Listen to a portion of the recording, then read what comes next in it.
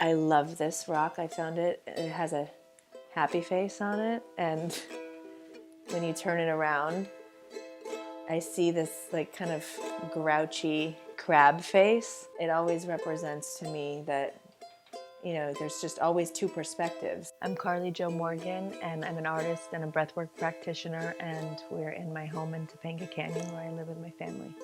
In my early 20s, I moved to Peru and had a lot of deep healing experiences there, working with different indigenous ceremonial practices and working with people with this breath work that I've been recently doing. I feel when I work with them and I see their emotional release, I definitely feel very much in my Dharma. Most recently, all of the meditations and breath works.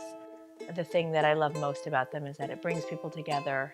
They don't know what they're there for, but they have a heart-opening experience, and in that vulnerable state, they really connect with others, and they often say how good they feel about the connections they made when they're in that state, and it teaches them how to be more open. I do feel that so much healing comes in connecting and understanding how we can be in service to other people or help mirror the things that they need to see or just feel safe and supported, and community is a big part of that. The symbols that I use the most in my work are snakes and hands, and the snake to me represents transmutation. It's really about shedding the skins of the past and rebirth when the snake comes out and leaving behind whatever the trauma was.